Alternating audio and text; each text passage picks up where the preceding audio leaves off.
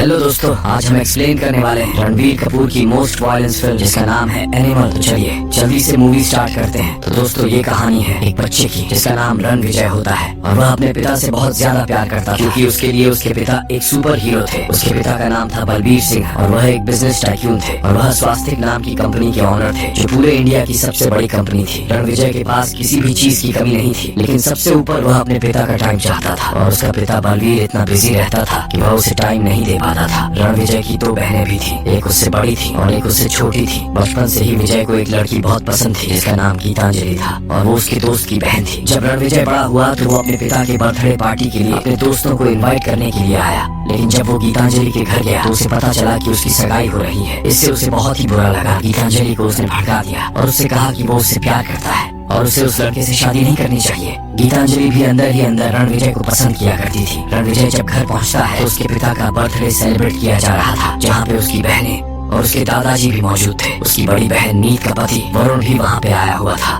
लेकिन वो विजय को बिल्कुल ही पसंद नहीं किया करता था क्योंकि उसका मानना था कि वो फालतू में ही बस घूमता रहता है। पार्टी में विजय और वरुण की लड़ाई हो जाती है क्योंकि विजय उसे कहता है कि उसने उसकी कंपनी को आगे बढ़ाया है, जिसे हम जान पाते हैं कि बलबीर ने कंपनी का जिम्मेदारी अपने दामाद को दे रखा था, जिससे रणविजय बिल्कुल भी खुश नहीं था क्योंकि वो जानता था कि उसका जीजा बिल्कुल भी अच्छा इंसान नहीं है। तभी उसका जीजा उसकी बहन को उसके सामने हाथ लगाता है। रणविजय उससे कहता है कि अगर दोबारा उसने ऐसा किया तो वो उसे जान से मार डालेगा। जब वो लड़ाई की खबर बलबीर के पास पहुंचती है, बलबीर रणविजय को ही डांटता है। उसे कहता है कि वो अपने जीजा से माफी मांगे। रणविजय को ना चाहते हुए भी अपने जीजा से माफी मांगनी पड़ती है। फिर सीन पास्ट में जाता है जहाँ पे रणविजय की बहन के साथ कॉलेज में कुछ लोग रैगिंग कर रहे थे और रणविजय को जब यह बात पता चली वो गन लेकर क्लास में ही घुस गया। उसे देखकर सब लोग डर गए और वहाँ पे कुछ बंदों को उसने पीटा भी था। उसके इस हरकत की वजह से उसके पिता ने उसे थप्पड़ मारे और उसकी माँ से कहा कि उसने एक क्रिमिनल को पैदा किया है। इस पर रणविजय अपने पिता से कहता है कि वो क्रिमिनल नहीं बल्कि अपनी बहन को प्रोटेक्ट कर रहा था। फिर कहानी प्रेजेंट में आती है जहाँ पार्टी में रणविजय का पिता उसे बताता है उसका जो कंपनी में शेयर है वो अपने दामाद को दे रहा है। इससे रणविजय को बहुत ही गुस्सा आता है और वह घर छोड़कर जाने लगता है, लेकिन तभी वहाँ पे गीतांजलि आ जाती है जो कि उससे शादी करने का फैसला कर चुकी थी। रणविजय अपने पिता के पास उसे लेकर जाता है और उससे कहता है कि यह उसकी बहू है, लेकिन बलबीर इतना गुस्सा होता है कि वो कोई भी बात नहीं कहता और वहाँ से चला जाता है, जिससे रणविजय को बहुत ही हर्ट होता है और वो घर छोड़कर चला जाता है और वो गीतांजलि से शादी करके अमेरिका शिफ्ट हो जाता है, जहाँ पे उन दोनों को दो बच्चे होते हैं, एक लड़का और एक लड़की। फिर कहानी कुछ साल बाद की दिखाई जाती है जहाँ पे रणविजय अपनी टीम के साथ ढेर सारी गन्स लेकर एक मीटिंग में जा रहा था। होटल में घुस के वहाँ की सिक्योरिटीज को मारने लगता है। वहाँ पे उसका जीजा भी होता है जिसका गला दबाकर वह जान से मार डालता है। दोस्तों उसने ऐसा इसलिए किया था क्योंकि उसने उसके पिता के खिलाफ साजिश करी थी, इसीलिए उसने अपने जीजा और उसके भाई को जान से मार डाला था। अब यहीं से हमें रणविजय का एनिमल रूप दिखाया जाता है। उसकी बहन का पति जब घर नहीं आता तो वो बहुत ज्यादा चिंतित हो जाती है, लेकिन रणविजय उसे संभालता है, उसे कहता है कि वो बिल्कुल भी चिंता ना करे। फिर हमें कुछ महीने पहले की कहानी दिखाई जाती है जहाँ पर बलबीर सिंह पे किसी ने गोली चला दी थी, जिसकी वजह से वो जख्मी हो गए थे और आईसीयू में थे।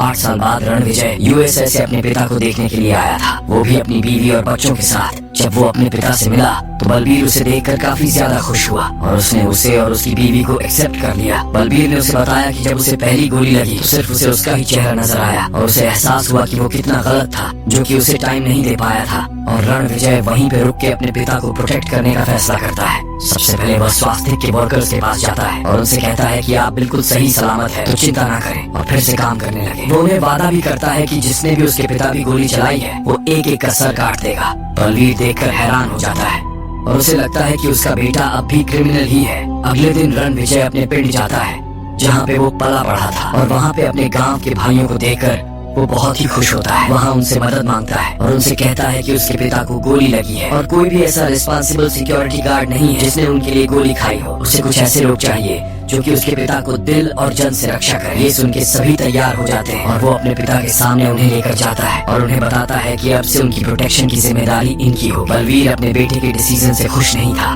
और वो उससे कहता है कि आखिर वो ये सब क्यों कर रहा है। तो रणविजय उससे कहता है कि अगर वो बाहर गए तो पक्का वो लोग उसे मार डालेंगे और उसे इस बात का पता लगाना है कि वो लोग कौन है, वो उसे क्यों मारना चाहते हैं। बलबीर का एक बॉडी डबल लेकर आता है और उससे कहता है कि आज से ये उसकी एक्टिंग करेंगे, उन्हें यहाँ सेफ रखा जाएगा और नकली बलबीर बाहर जाएगा। एक दिन नकली बलबीर जब बाहर जा रहा होता है तो उस पे गोलीबारी होने लगती है और हम असरार नाम के एक बंदे को देख पाते हैं जो कि उनका दुश्मन था। वो उसके बॉडी डबल को बलबीर समझ के शूट करके जान से मार डालता है और जब रणविजय को ये खबर पहुंचती है तो वो अपने पिता के सामने उसकी लाश को दिखाता है, जिससे उसका पिता समझ जाता है कि अगर उसकी जगह वो होता तो उसका भी यही हाल होता। उसका जीजा जब उसके पिता को जिंदा देखता है तो वो हैरान हो जाता है और वो तुरंत असरार को फोन करके बताता है कि उन्होंने एक बॉडी डबल को मारा है। उसका ससुर अब भी जिंदा है और वो बिल्कुल सही सलामत है। असरार उससे कहता है सबसे पहले क्यों ना वो उसके बेटे को ही खत्म कर दे। रणविजय उनकी ये बातें सुन रहा होता है, जिससे वो समझ जाता है कि उसका जीजा भी इन सब में शामिल है और इसीलिए उसने अपने जीजा को जान से मारा था। अब रणविजय अपने होटल में एक मशीन गन मंगवाता है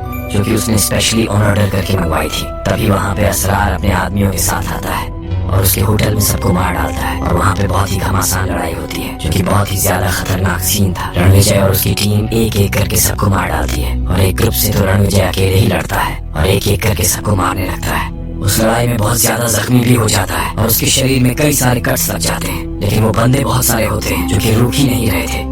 फिर वो अपनी मशीन गन निकालता है और सबको एक एक करके गोलियों से भून देता है। तभी असरार चुपके से आके उसकी छाती में शूट कर देता है। उसे लगता है कि शायद वह मारा गया है, लेकिन रणविजय उठता है, असरार को मारने वाला होता है, लेकिन तभी उसे आबिद नाम के बंदे का कॉल आ जाता है। रणविजय उसे उठाता है और उसे कहता है कि उसका बॉस अब मर गया है और वो कितने भी लोग भेज दे वो सबको एक एक करके मार डालेगा। उसके बाद वो असरार को शूट कर देता है, खुद भी बेहोश हो जाता है। कुछ दिनों तक उसका ट्रीटमेंट चलता है और वो 14 दिन बाद कोमा से बाहर आता है, जहाँ डॉक्टर उसे बताते हैं कि उसे हार्ट ट्रांसप्लांटेशन की जरूरत है, क्योंकि छाती में गोली लगने की वजह से उसका दिल धीरे धीरे काम करना बंद कर देगा। रणवीर सबसे कहता है कि उसे कुछ भी नहीं होने वाला और उसके बाद वो अपनी बहन के पास जाता है और उसे बताता है कि उसने अपने जीजा को मार डाला है, जिससे उसकी बहन उससे कहती है कि आखिर उसने ऐसा क्यों किया। तो वो उससे कहता है कि उसने ही उनके पिता पे एक गोली चलवाई थी। रणविजय ने अपने सारे सेंसेस खो दिए थे, जिसकी वजह से ना वो सुन पाता था, ना टेस्ट कर पाता था और ना ही स्मेल कर पाता था, लेकिन उसके बावजूद भी उसका विश्वास था कि वह ठीक जल्दी हो जाएगा। उसका बेटा उसे हीरो मानता था और अपना आइडल समझता था, लेकिन गीतांजलि उसके एटीट्यूड से बहुत ही परेशान हो गई थी। रणविजय गीतांजलि को समझाता है कि वह जब ठीक हो जाएगा तो सबसे पहले उस बंदे को मारेगा जिसने ये सब प्लान किया और जितने भी होंगे वो सबको मार डालेगा। उसके बाद हमें असरार का भाई अबरार दिखाया जाता है जो इस्तांबुल में रह रहा था और उस दिन उसकी तीसरी शादी थी। आबिद अबरार का ट्रांसलेटर होता है क्योंकि अबरार बोल नहीं पाता था और आबिद वही बंदा था जिसने असरार को कॉल किया था। उस दिन शादी में एक बंदा आके अबरार को बताता है कि असरार मारा गया है, जैसे अबरार को बहुत गुस्सा आ जाता है और वो उस बंदे की आंखें निकाल लेता है। उसके बाद अबरार अपने खबरी के पास जाता है और उसे जान से मार डालता है। इधर कुछ महीने बाद रणविजय पूरी तरह ठीक हो चुका था और एक डोनर ने उसे अपना हार्ट दिया था, जिसकी वजह से उसका हार्ट ट्रांसप्लांट हो गया था। तभी उसके पास जोया नाम की एक बंदी आती है जो कि उसे बताती है कि उसका जो दिल धड़क रहा है वो उसका फियांसे का दिल है। विजय को उसे देखकर अजीब सी फीलिंग होती है और वह उसे अपने दादा के घर में रुकने के लिए कहता है। उसके बाद जब वो उससे मिलने के लिए जाता है वो उसके साथ इंटीमेट होता है। कुछ दिनों बाद जोया के साथ वक्त बिताने के बाद जोया को उससे प्यार हो जाता है और उसके बाद जो अपना सीक्रेट उसे रिवील कर देती है वो उससे कहती है उसे उसके दुश्मन अबरार ने भेजा है जो कि इस्तांबुल में रहता है और वो उसके पिता को चाचा जी कह के पुकारता है। जिससे उसे पता चला कि शायद वो उसका कजन है। उसने उसे यहाँ पे भेजा था उसको प्यार में फंसाने के ताकि वो उसकी इन्फॉर्मेशन ले सके और उसने जो भी उसकी इन्फॉर्मेशन उसे दी है उसके मुताबिक उसका छोटा भाई अजीज एक प्लास्टिक सर्जरी करवा रहा है ताकि वो उसकी तरह दिख सके और उसके घर में दाखिल होकर वो सबको मार सके। उसका बड़ा भाई असरार भी उसके पिता को मारने के लिए आया था, लेकिन उसने उसे मार डाला। उसके बाद सुनत वो जोजा को बताता है कि उसे पहले से पता था कि वह दुश्मन के साथ साइड से आई है और वो उससे बस सच निकलवाना चाहता था, इसीलिए उसने उससे प्यार का नाटक किया। उसके बाद वो अपने दादा और पिता के पास जाता है और उनसे अबरार के बारे में पूछता है। उसका दादा उसे बताता है कि उसका एक और भाई था, लेकिन उसके पिता ने स्वास्थ्य उसके नाम नहीं करी बल्कि उसने उसे स्वास्थ्य का मालिक बना दिया, जिससे वो चिढ़ गया और वो लोग उससे अलग हो गए। इस्तांबुल में शिफ्ट हो गया। वहाँ पे उसने कई सारी बीवियों से शादी की और उन सभी बीवियों से उसे ढेर सारे बच्चे हैं जिसे उसने मारा है। वो उसका बड़ा बेटा था और उसके एक नहीं बल्कि कई सारे भाई हैं और उसे मार के उसने जंग स्टार्ट कर दी। वो लोग इतने हैं कि उन्हें काउंट भी नहीं कर सकते और वो उन्हें मारते मारते थक जाएगा, लेकिन वो लोग खत्म नहीं होंगे। उसके बाद रणविजय अपनी वाइफ के पास जाता है और उसे सच बताता है कि वो इतने दिनों से जोया के साथ क्या क्या कर रहा था। गीतांजलि ये सुन के बहुत ज्यादा रोने लगती है और उससे बहुत ज्यादा गुस्सा करती है और डिसाइड करती है कि वो उससे अब तलाक ले लेगी। उसके बाद रणविजय उसे बताता है कि वह अपनी टीम के साथ इस्तांबुल जा रहा है कि वो अबरार को जान से मार सके। गीतांजलि उसे तैयार करती है, जंग में जाने के लिए भेज देती है। अगले दिन रणविजय उसके एरिया में पहुंचता है, उसके सारे आदमियों को मार डालता है और आबिद अबरार को लेके वहाँ से भागने लगता है। उससे कहता है कि अभी लड़ने का सही समय नहीं है। कि बीवी से रणविजय को पता चलता है कि वो यहाँ से भाग रहा है, इसलिए वो एयरपोर्ट पहुँच जाता है। अबरार को चैलेंज करता है तो अबरार प्लेन से बाहर आता है और इन दोनों में बहुत ही घमासान लड़ाई होने लगती है, जिसमें रणविजय अबरार को मारने वाला होता है। लेकिन मारने से पहले वो उससे कहता है कि वो एक ही खून है, वो चाहे तो वो इस जंग को अभी खत्म कर सकता है। अबरार उसे इशारों में कहता है वो इस जंग को खत्म नहीं करने वाला। रणविजय उसका गला काट देता है, इससे उसकी मौत हो जाती है। उसके बाद रणविजय वापस इंडिया आ जाता है